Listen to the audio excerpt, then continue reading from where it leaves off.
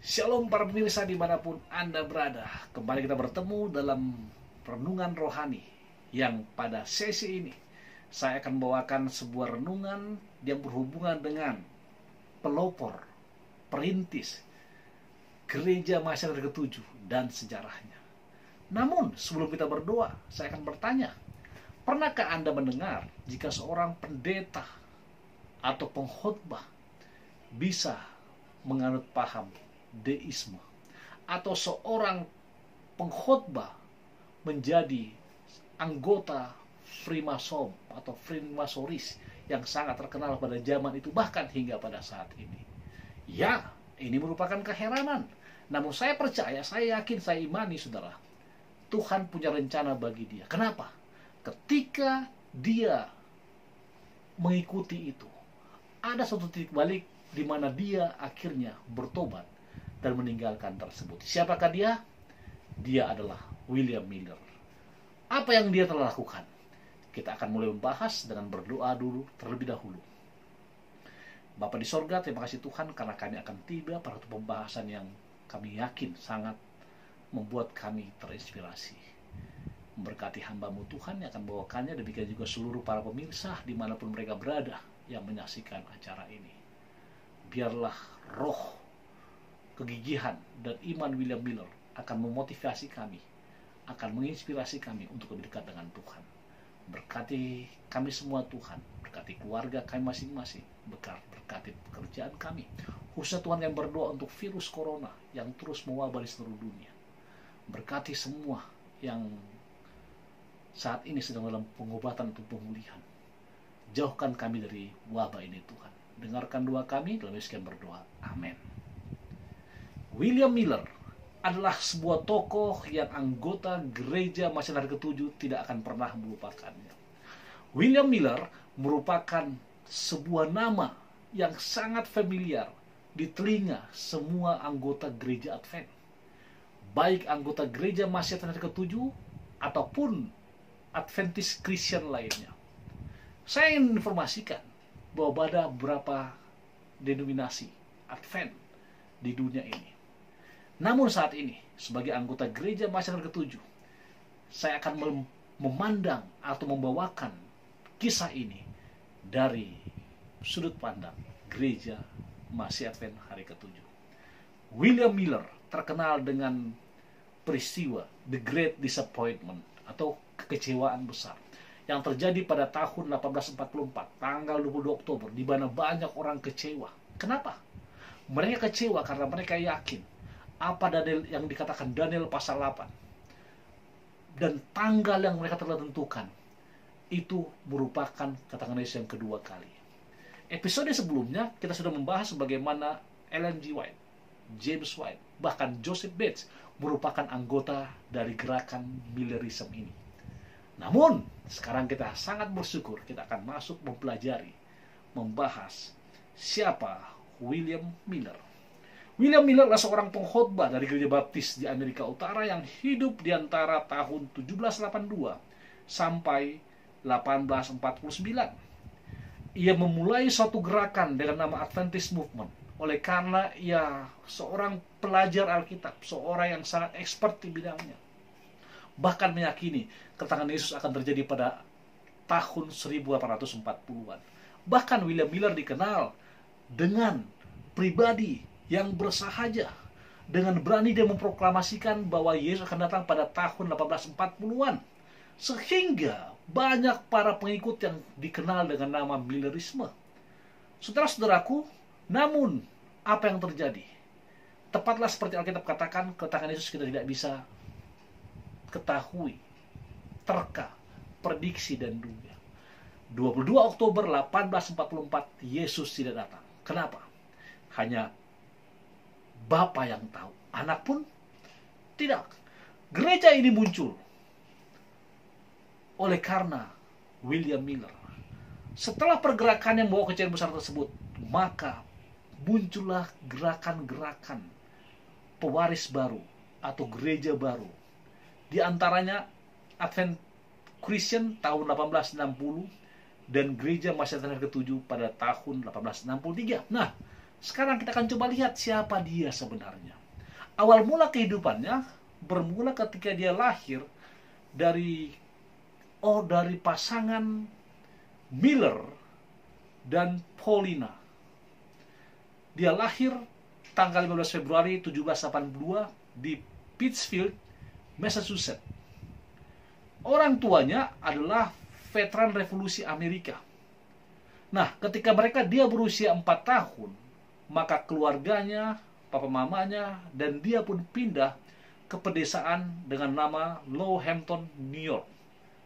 Dan Miller dididik di rumah oleh ibunya sampai usia 9 tahun. Ketika akhirnya dia bersekolah di distrik East Pulteney yang baru. Nah, ketika dia bersekolah, diam-diam Miller merupakan pribadi yang cerdas. Semua pelajaran dia lahap, saudara. Semua pelajaran dia terima dengan baik. Bahkan dalam pendidikannya dia sangat menonjol. Sehingga pada usia 18 tahun, tanpa orang banyak tahu, dia mempunyai pengetahuan yang luas. Dan lebih istimewa lagi, menurut tulisan dari banyak penulis, maka Miller saking dikenalnya rajin membaca, mempunyai akses ke perpustakaan pribadi dari Hakim James Wither yang merupakan anggota Kongres Matthew Lyon di Amerika Serikat. Nah, yang saya mau katakan, saudara, kenapa sampai William Miller bisa melakukan hal ini? Karena dia mempunyai kedekatan dengan banyak orang, termasuk juga Alexander Cruikshank dari Whitehall, New York. Lalu pada tahun 1803, Miller akhirnya menikahi Lucy Smith dan pindah ke kota kelahirannya di Pulteney, tempat ia bertani. Nah, ketika dia di Pulteney, maka literatur mengatakan Miller terpilih atau diangkat menjadi pegawai sejumlah kantor sipil, dimulai dengan kantor konstabel pada tahun 1809. Ia terpilih ke kantor wakil sheriff, dan pada tanggal yang tidak diketahui, ia terpilih menjadi hakim perdamaian. Bahkan Miller bertugas di milisi Vermont dan ditugaskan sebagai letnan pada tanggal 21 Juli di tempat kelahirannya. Apa keistimewaannya? Ternyata ia merupakan pribadi yang kaya dan memiliki rumah dan tanah yang luas.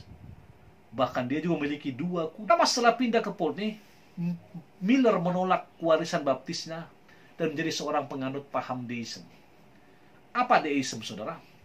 Deism berasal dari bahasa Latin, yaitu Deus, yang berarti apa? Tuhan. Deism adalah kepercayaan filosofis yang menyatakan bahwa Tuhan ada sebagai suatu sebab pertama yang tidak bersebab, yang bertanggung jawab atas penciptaan alam semesta, tetapi kemudian tidak ikut campur dengan dunia yang diciptakannya. Artinya paham yang mempercayai Tuhan itu ada, namun mereka juga sama mempercayai bahwa Tuhan itu hanya bertugas menciptakan. Apa yang terjadi di dunia ini itu bukanlah tugas Tuhan. Nah, dalam biografinya Miller menulis begini mengenai pertobatannya. Saya berkenalan dengan orang-orang utama di desa itu atau di Pulteney, Vermont, yang mengaku deism. Tetapi mereka adalah warga negara yang baik dan bermoral, yang menyukai karya-karya Voltaire, Hume, Thomas Paine, Ethan Allen, dan penulis deisi lainnya. Bahkan dia katakan dia sangat mengagumi hal tersebut. Lalu, pada pecahnya Perang Dunia tahun 1812, Miller merekrut sekelompok pria lokal dan melakukan perjalanan ke Burlington, Vermont. Dan dia dipindahkan ke resimen infanteri ke-30 di pasukan reguler Amerika Serikat dengan pangkat letnan. Artinya, dia bertugas sebagai anggota militer. Kita ketahui bahwa ada pada satu masa pada saat itu di mana semua orang muda harus ikut apa? Menjadi anggota militer. Bahkan banyak sekali yang mendaftar sebagai apa? Anggota militer. Bahkan Miller dikatakan menghabiskan sebagian besar waktunya berperang, bekerja sebagai perekrut, dan pada 1 Februari 1814 ia dipromosikan menjadi kapten di tempatnya. Dan dia melihat aksi pertamanya di pertempuran Plattsburgh, di mana pasukan Amerika yang jumlahnya jauh lebih banyak daripada Inggris. Pertarungan sengit. Bahkan dia menulis begini, "Benteng tempat saya berada terkena setiap tembakan. Bom, roket, dan peluru pecahan, peluru jatuh setelah berbatu hujan es," katanya. Salah satu dari banyak tembakan ini meledak hanya sekitar 2 kaki atau 3 meter dari tempat dia berdiri, yang melukai 3 anak buahnya dan membunuh beberapa yang lain. Tetapi yang luar biasa, menurut kesaksiannya, Miller selamat tanpa goresan. Nah, hal ini membuat Miller melihat ada sebuah keajaiban. Bahkan dikatakan hasil pertempuran ini merupakan mujizat. Bahkan dia juga berpikir Tuhanlah yang menjadi penolongnya. Sehingga pandangan deistiknya tentang Tuhan yang menyatakan jauh dari urusan manusia berubah.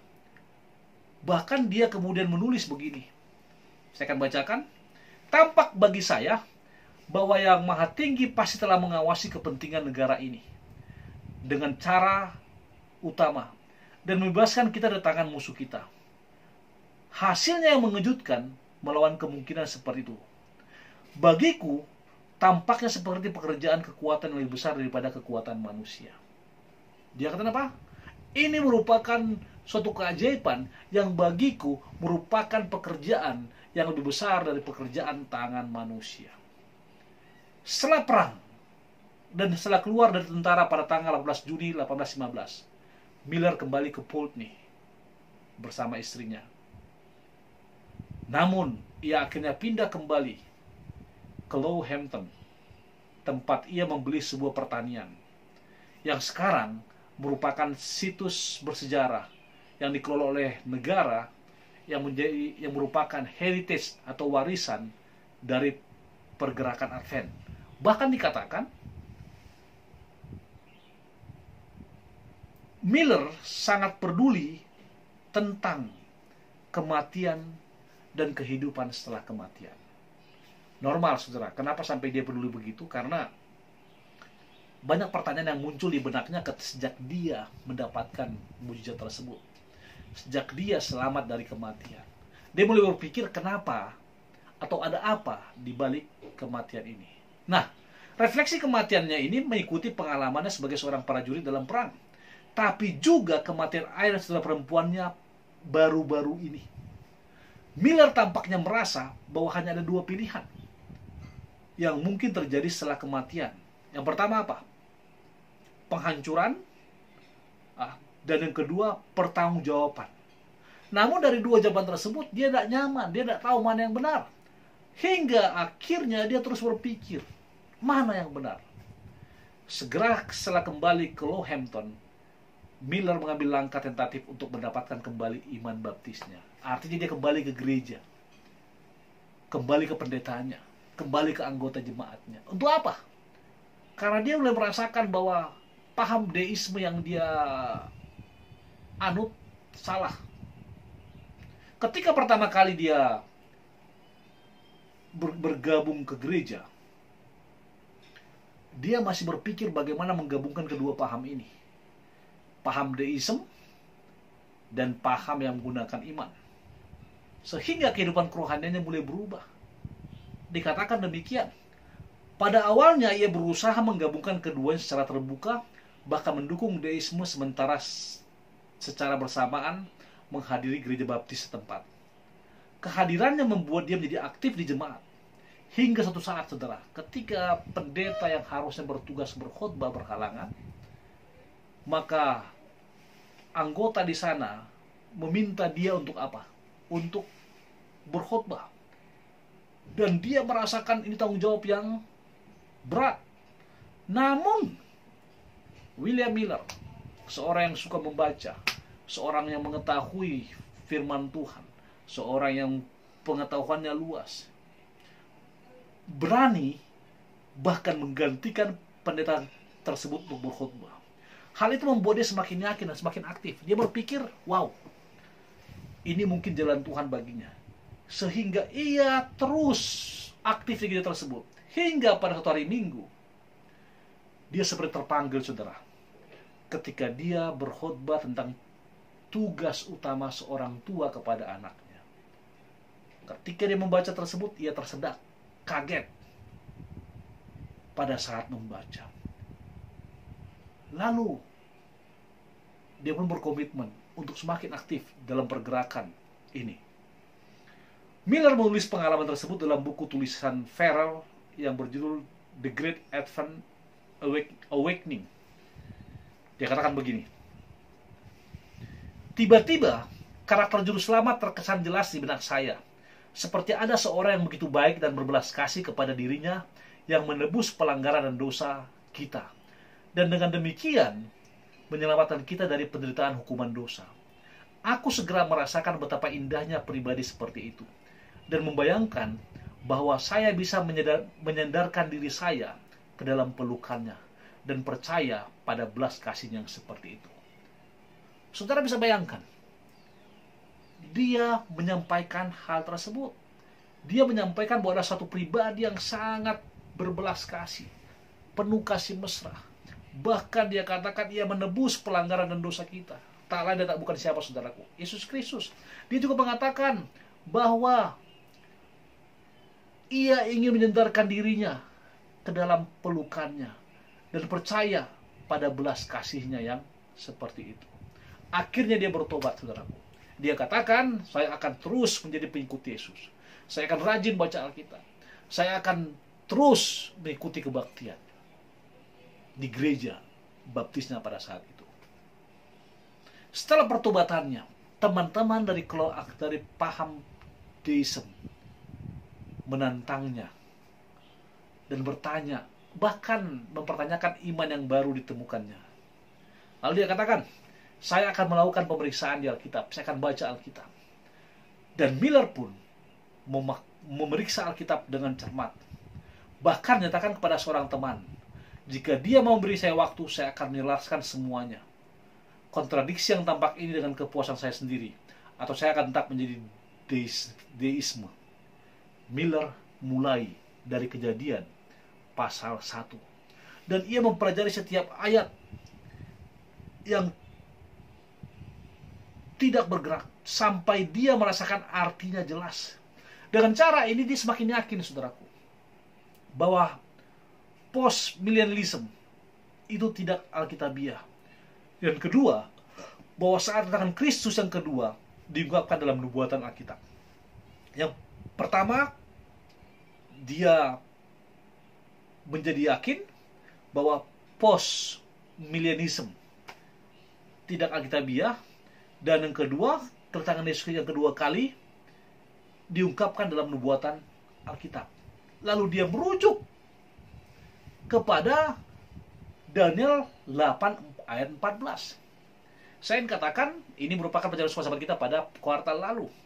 Ketika dia membaca, dia membaca satu tulisan dalam buku Daniel pasal 8 ayat 14. Satu kalimat yang mengatakan begini, sampai 2300 petang dan pagi, maka tempat kudus itu akan dibersihkan. Miller berasumsi bahwa pembersihan tempat kudus itu mewakili pemurnian bumi dengan api pada saat kedatangan Kristus yang kedua kali. Kemudian dengan menggunakan prinsip-prinsip interpretatif dan prinsip tahun-tahun di Alkitab, Miller dan teman-teman yang lainnya menafsirkan suatu ramalan atau periode atau prediksi untuk dibaca bukan sebagai periode 24 jam, melainkan sebagai sebuah tahun kalender. Selanjutnya, Miller menjadi sangat yakin bahwa masa 2300 hari dimulai pada tahun 457 Masehi, ketika dekrit untuk membangun kembali Yerusalem dikeluarkan oleh Raja Artasastra atau Artaxerxes di sini. Perhitungan sederhana. Kemudian mengungkapkan bahwa periode ini akan berakhir pada tahun 1843. Artinya 2300 petang dan pagi itu dimulai pada tahun 457 dan berakhir 1843. Itu prediksi pertamanya. Kenapa 457 sebelum Masehi berakhir 1843? Ingat, pada sesuai sejarah bahwa sebelum kelahiran Yesus maka tahun itu berjalan mundur, dan setelah kelahiran Yesus tahun itu berjalan seperti maju. Nah, bahkan Miller mencatat, kalau saudara lihat bagannya ada di depan sini, inilah yang dia yakini, 457 berakhir 1843 pertama, walaupun sini 1844. Miller bahkan mencatat, dikatakan begini, saya dibawa ke kesimpulan kudus bahwa dalam sekitar 25 tahun dari waktu itu, yaitu 1818, semua urusan negara dan dunia kita akan berakhir. Meskipun Miller yakin akan perhitungannya pada tahun 1818, ia terus belajar secara pribadi hingga tahun 1823 untuk memastikan kebenaran interpretasinya. Lalu pada bulan September 1822, Miller secara resmi menyatakan dalam dokumen yang berisi 20 dalil atau 20 poin, bahkan khususnya artikel atau dalil 15 mengatakan begini: saya percaya bahwa kedatangan kedua Yesus Kristus sudah dekat, bahkan di depan pintu, bahkan dalam 21 tahun pada atau sebelum tahun 1843. Namun Miller belum mau memulai kuliah umumnya, artinya belum mau mulai mendeklarasikannya sampai hari Minggu pertama tahun 1831 bulan Agustus di kota Dresden. Kenapa, saudaraku? Dia belajar dan dia yakini bahwa ini akan terjadi, bahwa Yesus datang pada tahun 1843, namun dia masih masih rahasiakan, dia belum mau memberitahu. Lalu ketika dia mengajar kuliah tahun 1831 di kota Dresden, dia menyatakan tersebut. Coba saudara lihat slide berikutnya. Inilah perhitungannya, saudaraku, bagaimana dia menghitungnya, bahwa ada dekrit atau pada zaman Artasastra ketika pembangunan Yerusalem kembali, dia tulis di sini, bahkan sampai dekrit ketiga ketika Esra disuruh untuk membangun kembali Yerusalem. Dengan kata lain, dia juga melibatkan kata nubuat 70 minggu dalam 457, persis seperti yang kita pelajari pada kuartal lalu. Dimulai 457, lalu 69 minggu, kemudian 1 minggu yang berakhir tahun 27, lalu dari situ dihitung lagi, maka itu akan tiba pada 1844 AD. Saya mau garis bawahi, kata BC di sini mempunyai arti before Christ, kata AD di sini adalah after death atau setelah kematian Kristus. Nah, yang saya mau katakan adalah ketika saudara melihat chat ini, chat berikutnya, tahun 1832, Miller menyerahkan 16 artikel ke Vermont Telegraph, sebuah surat kabar baptis. Telegraph menerbitkan tulisannya pada 15 Mei, dan Miller menulis banyak tanggapan. Kenapa? Dia katakan, ketika dia menyampaikan ini, maka banyak para teologian, banyak para pendeta, pemuka agama pada saat itu bertanya kepadanya, apakah ini benar? Sehingga dia menulis begini, saya mulai dibanjiri surat-surat penyelidikan yang menghormati pandangan saya, dan pengunjung berbondong-bondong untuk berbicara dengan saya mengenai masalah ini.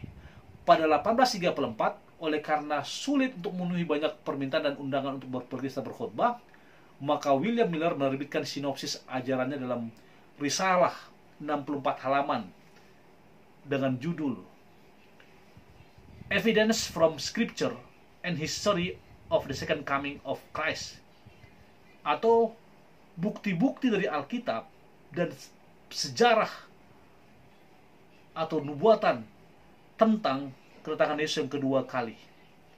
Nah, hal ini dipresentasikannya ketika dia mengajar mata kuliah yang saya katakan tadi. Lalu, saudara-saudaraku, ketika dia sudah mulai sangat yakin dengan itu, saudara tahu, ternyata Miller juga seorang yang penganut paham Freemasonis yang sangat aktif hingga 1831. Sebagai informasi, saudara bisa lihat di layar, Freemasonis sendiri adalah suatu organisasi yang tertutup dan ketat dalam penerimaan anggota barunya. Ini bukan organisasi agama. Tujuan utamanya adalah apa? Membangun persaudaraan dan pengertian bersama akan kebebasan berpikir dengan standar moral yang tinggi. Ini free thinker, bebas berpikir. Bahkan Freemasonis sendirilah simbolisasi dari pengertian pekerja keras yang mempunyai kebebasan untuk berpikir. Bahkan kata mason, masonry, berasal dari bahasa Perancis yang artinya apa? Tukang batu. Nah, Miller ternyata aktif di gerakan ini. Setelah yakin, akhirnya dia mengundurkan diri dari keanggotaannya pada 1831 dengan satu alasan, bahwa ia menghindari persekutuan dengan praktek apapun yang tidak sesuai dengan firman Allah. Pada tahun 1833, ia menulis dalam sebuah surat kepada temannya untuk memperlakukan Freemasonry seperti halnya kejahatan lainnya. Artinya dia mengatakan bahwa gerakan ini merupakan satu gerakan yang melawan firman Tuhan, dan dia katakan ini tidak sesuai dengannya. Bahkan dia katakan apa yang kita buat ini merupakan dosa. Nah, lalu sejak tahun 1840, ketika dia sudah menyatakan statementnya bahwa Yesus akan datang pada tanggal 22 Oktober 1843, dalam waktu yang akan datang, maka banyaklah pengikutnya, dan pengikutnya dinamakan Millerism atau kaum Milleris, atau dengan bahasa Indonesia dikatakan pengikut Miller. Nah, sejak 1840 dan seterusnya, gerakan legioner ini menjadi kampanye nasional. Artinya apa? Yang tadinya di satu daerah, ini menjadi kampanye nasional. Kenapa? Karena banyak orang yang setuju dengan pendapatnya. Bahkan ada seorang pendeta, itu Joshua Vaughan Himes, yang merupakan gembala atau pendeta di Cardon Street Chapel di Boston, Massachusetts, yang walaupun tidak sepenuhnya menerima ide Miller, maka ia mendirikan risalah 2 mingguan yang sekarang kita kenal apa? Sign of the Times pada tanggal 28 Februari 1840. Untuk apa, saudara? Untuk mempublikasikan tulisan Miller, tulisan para pengikutnya. Dan desakan para pendukungnya, Miller secara pribadi belum pernah atau belum mau menetapkan tanggal pasti untuk kedatangan Yesus yang kedua kali. Artinya apa? Ketika Miller mengatakan Yesus akan datang, akhir dari 2300 tahun pagi adalah pada tahun 1843. Namun ia belum menetapkan kapan. Bahkan dalam setulisan atau sejarah yang berlaku, George Knight, seorang penulis Advent, mengatakan bahwa ini yang terjadi atas Miller. Namun karena para pengikutnya berdesak, kapan, di mana, kapan, maka Miller mempersempit periode waktu hingga 1 tahun Yahudi yang dimulai pada tahun Gregorian 1843, dengan menyatakan begini. Prinsip saya secara singkat adalah bahwa Yesus Kristus akan datang kembali ke bumi ini, membersihkan, memurnikan, mengambil kepemilikan yang sama dengan semua orang-orang kudus antara 21 Maret 1843 dan sampai 21 Maret 1844. Dengan kata lain, dia mengatakan kedatangan Yesus akan terjadi pada tanggal antara 21 Maret 1843 hingga 21 Maret 1844. Namun, ketika tanggal 21 Maret 1844, Yesus belum datang. Lalu dia coba pelajari lagi, sehingga dia menghasilkan adopsi singkat tanggal baru 18 April 1844 berdasarkan kalender Yahudi, Karaite. Dan dia mengatakan kemungkinan besar Yesus akan datang di sana. Kalender Yahudi Karaite merupakan lawan dari kalender Rabinik. Namun apa yang terjadi? Banyak juga orang yang bertanya apakah mungkin 18 April 1844 Yesus akan datang. Ternyata Yesus belum datang. Apa yang terjadi, saudaraku? Miller menanggapi di depan umum, bahkan menulis mengatakan begini: saya mengakui kesalahan saya dan mengakui kecewaan saya, namun saya masih percaya pada hari Tuhan sudah dekat, bahkan depan pintu. Pada Agustus 1844, di sebuah perkemahan di Exeter, New Hampshire, salah seorang rekan Miller, Samuel S. Snow, menyampaikan pesan yang kemudian dikenal sebagai pesan dari True Midnight Cry dalam sebuah tipologi teologi. Dia mengatakan begini: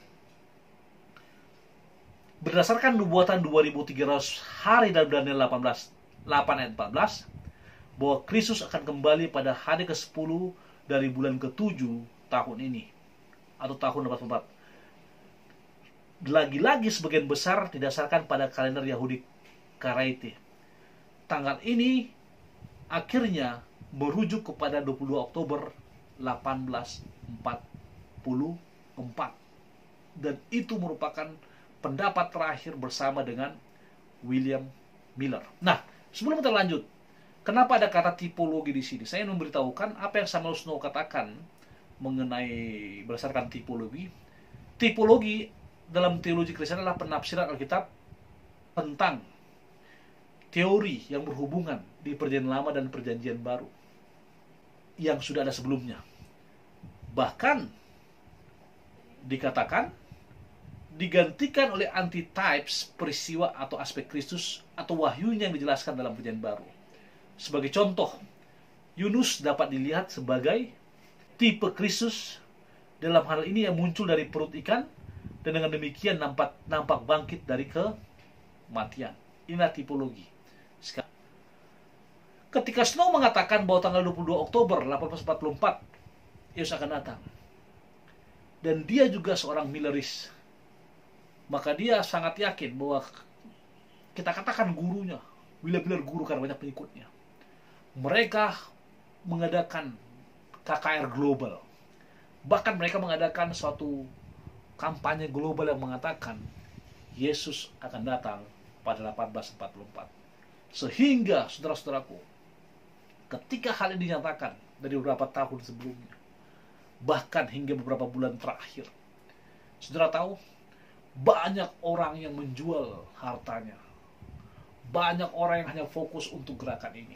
Termasuk siapa, saudara? Joseph Bates kemarin, Ellen Gold Harmon atau Ellen White, James White, dan banyak lainnya seperti Samuel S. Snow.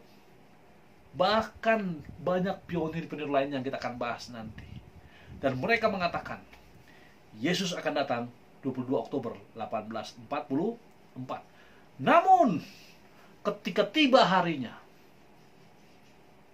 Miller sudah bersiap-siap, istrinya, anaknya, kemudian para pionir lain juga sudah bersiap-siap. Mereka menyiapkan diri, mereka bernyanyi, mereka bacakan firman dan mengatakan, "This is the day that the Lord has made." Inilah hari di mana Tuhan sudah buat, hari di mana Dia akan datang.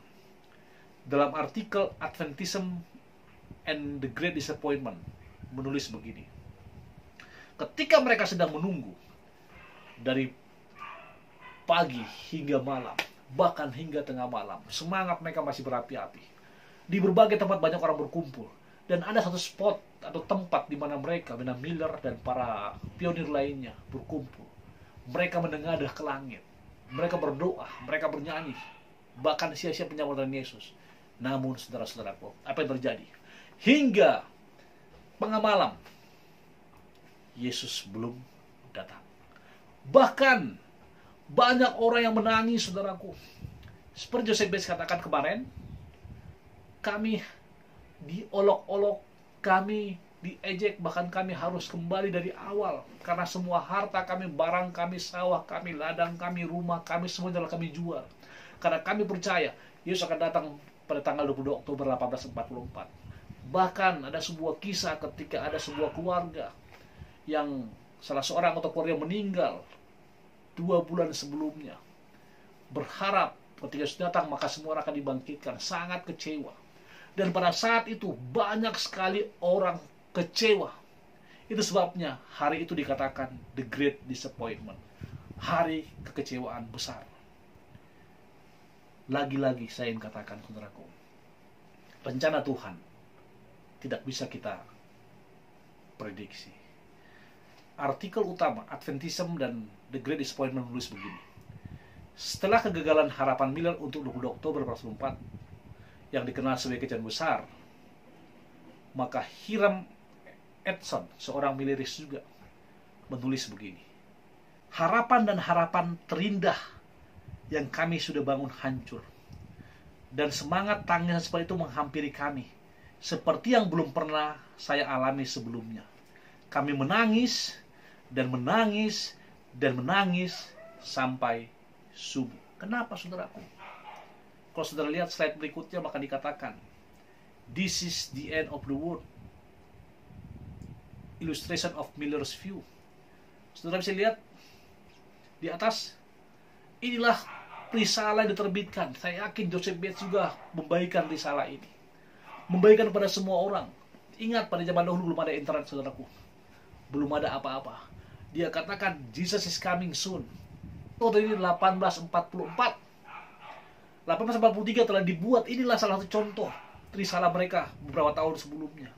Dan kalau sudah lihat di gambar, tangisan seorang wanita, bahkan ilustrasi gambar dikatakan dalam tulisan kecil di sana. On October 22nd, 1844, men, women, and children were devastated when Jesus didn't come, as scheduled by the Millerite movement. The Seventh-day Adventist Church began as the result of the effort of the disillusioned believers to put together their life and repair their shattered faith. Apa dikatakan, saudaraku? Semua orang putus asa, devastated, putus asa, hancur hatinya. Kenapa? Karena mereka berharap Yesus datang pada 22 Oktober 1844, tidak terjadi. Dan pada peristiwa ini, banyak pengikut Miller meninggalkan kepercayaan mereka. Saudara lihat di ilustrasi berikutnya, ada mereka sudah di atap, menunggu, berpakaian putih dan lainnya. Bahkan kepercayaan mereka sepertinya hampa. Bahkan mereka berpikir, ini akhir dari dunia ini, tidak ada artinya. Namun, Miller masih berpikir, Yesus akan datang. Namun, prediksi tahunnya, harapannya, nubuatannya tidak sesuai, sehingga ada kesalahan dalam kronologi Alkitab yang berasal dari manusia yang dapat membuang tanggal dan menjelaskan perbedaannya. Namun, saudara-saudaraku, ketika mereka kecewa, sebagian mereka mundur, sebagian mereka kembali ke iman lamanya, sebagian dari mereka tidak punya agama lagi. Sehingga William Miller dan teman-temannya terus mempelajari kenapa ini berubah. Akhirnya mereka tiba ke kesimpulan bahwa 22 Oktober 1844 bukanlah kedatangan Yesus yang kedua kali, melainkan the grand ascension of the tabernacle, atau berpindahnya Yesus dari bilik yang suci ke bilik yang maha suci di Ka'bah surgawi. Ka'bah surgawi. Dan mereka dengan cepat menerbitkan suatu risalah. Boleh jadi Sign of the Times. Saya tidak dapat berita. Ilustrasi di samping ini. Grand Ascension of the Miller Tabernacle. Miller in his glory, saints and sinners is one great conglomeration. Artinya apa? Yesus berpindah dari bilik yang suci ke bilik yang maha suci, di mana Yesus memulai apa? Penghakimannya. Mulai apa?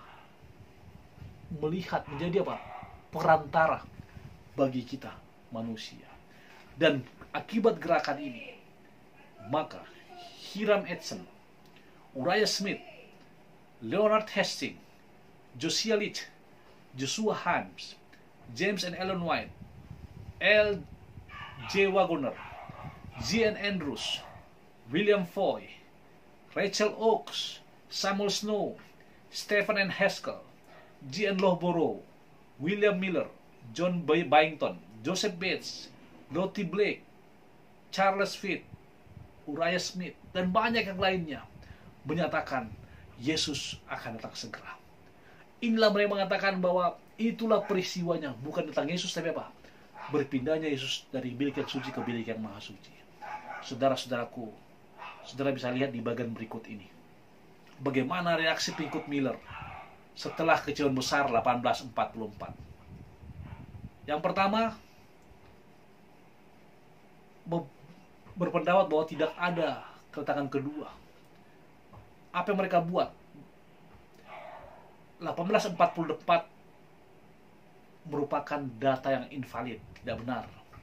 Dan reaksi artinya mereka meninggalkan kepercayaannya. Berapa orang jumlahnya? Tens of thousand, ribuan, saudaraku. Nah, yang saat ini mereka apa? Orang-orang yang meninggalkan Christianity. Dan sebagian bergabung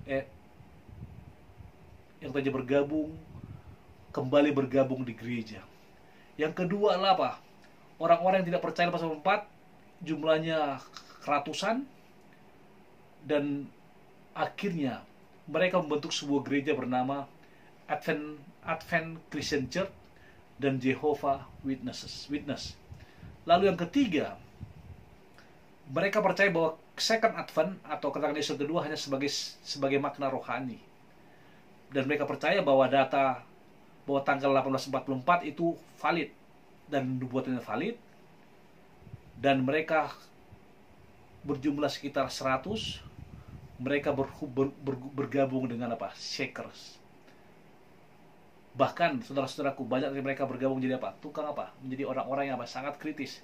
Lalu yang terakhir adalah orang-orang yang sangat yakin bahwa tanggal tersebut bukanlah kedatangan Yesus yang kedua kali, namun mereka yakin tanggalnya valid dan interpretasi bahwa cleansing of century mean itu valid, yang merupakan juga pre-Advent judgment, dan kedatangan Yesus akan datang pada saatnya nanti. Jumlah mereka hanya lusinan. Dan orang-orang ini yang nantinya, yang terus berjuang, yang saya sebutkan nama-nama dia tadi, akhirnya membentuk gereja masih Advent hari ke-7. Miller tidak pernah melepaskan kepercayaannya pada datang Yesus yang kedua kali. Perkiraan pengikut Miller, keluarga Miller pada saat itu antara 50.000 sampai 500.000. Namun, saudara-saudara, saya ingin katakan, warisan Miller saat ini mencakup gereja Kristen Advent dengan 61.000 anggota. Lalu gereja kita, gereja Mahasiswa hari ke-7, dengan lebih dari 25 juta anggota. Kenapa saya katakan 25 juta anggota, saudara? Kalau saudara lihat di Google, saya bikin di tanda merah di sini, dikatakan begini. It is reported that today over 25 million people worship weekly in Seventh-day Adventist churches worldwide. The church operates in 202 out of 230 countries and areas recognized by the United Nations, making it probably the most widespread Protestant denomination.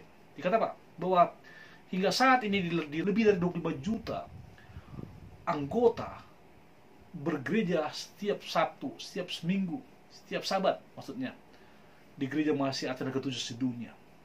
Bahkan gereja ini sudah ada di 202 negara dan 230 negara di seluruh dunia yang diakui oleh PBB. Bahkan bisa kita katakan menurut terjemahannya ini, salah satu gereja Protestan yang persebarannya sangat pesat adalah gereja Advent. Kenapa ini terjadi? Denominasi ini memiliki hubungan langsung dengan kaum Miller dan kekecewaan besar tahun 1844. Bahkan banyak individu lainnya yang memiliki kita dengan kaum Miller mendirikan kelompoknya, walaupun umurnya hanya pendek tahunan lainnya. Salah satu yang sangat kita kenal atau terdengar, tertulis adalah Clorinda S. Minor. Ketika di mereka dia masih yakin, dia bersama suaminya bahkan membawa 7 orang berlayar ke Palestina untuk bersiap dalam Kristus yang kedua kali. Dan dia masih percaya nubuatan 2300 petang seperti di screen ini, mengenai dari 8 ayat 14. Saudara-saudaraku, inilah yang terjadi. Dan akhirnya ketika pergerakan ini atau tersebar ke seluruh dunia, pada tanggal 20 Desember 1849 William Miller wafat. Dan sebelum wafat dia masih yakin bahwa Yesus datang sangat dekat dan sudah dekat. Lalu 6 tahun kemudian Lucy Miller, istrinya, pada tanggal 20 Mei 1854 beristirahat, meninggal dan dikuburkan di dekat rumahnya di Low Hampton, New York. Dan rumahnya sekarang adalah landmark bersejarah nasional dan terdaftar dan dirahasiakan sebagai museum dengan nama Rumah William Miller. Saudara bisa melihat bagaimana William Miller Home and Farm dalam gambar berikut ini, yang terletak di Low Hampton, dan rumahnya ini sangat bersejarah. Saudara-saudaraku, saya ingin mengatakan William Miller boleh saja sudah meninggal, namun semangat dan imannya yang menyatakan bahwa dengan Yesus yang kedua sudah dekat mengimpresi banyak penerusnya.